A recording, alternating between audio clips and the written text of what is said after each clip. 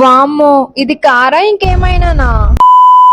ఈ రోజు deep cleaning కోసం బెలినో కార్ అయితే వచ్చింది. అసలు రూఫ్ చూడండి, మొత్తం ఎన్ని మచ్చలు పడిపోయి ఉన్నాయో. ఒక్క రూఫే కాదు, ఇవి చూడండి ఏదో పొగ పెట్టి మార్చేసినట్టు ఉంది చూస్తుంటే. ఇవన్నీ చూసారుగా ఎలా ఉన్నాయో. ఇంకా దీని ఒక పట్టు పట్టాల్సిందే. ఇంకా మన వాళ్ళైతే క్లీనింగ్ అయితే స్టార్ట్ చేశారు. పర్లేదు, వీలైనంత వరకు బానే మొత్తం క్లియర్ చేశారు మన వాళ్ళు. నేను అందరికీ చెప్పేది ఒకటే అండి, అంత ఇష్టంగా లక్షలు పెట్టి మరీ కార్ని కొంటారు, కానీ క్లీనింగ్ విషయానికి వచ్చేసరికి మాత్రం అమ్మో ఇంత మనీయా అని వాష్ ని ఇగ్నోర్ చేస్తా ఉంటారు. దీని వల్ల మీకే నష్టం గానీ మాకేమైనా నష్టం ఉందా? ఒక్కసారి ఈ విషయం అయితే ఆలోచించండి. ఇంకా డిక్కీ ఓపెన్ చేసి స్టెఫ్నీ దగ్గర క్లీన్ చేద్దామంటే ఇక్కడ కూడా చాలా డస్ట్ గా అయితే ఉంది. చూడండి, అప్పుడే రస్ట్ అయితే స్టార్ట్ అయింది.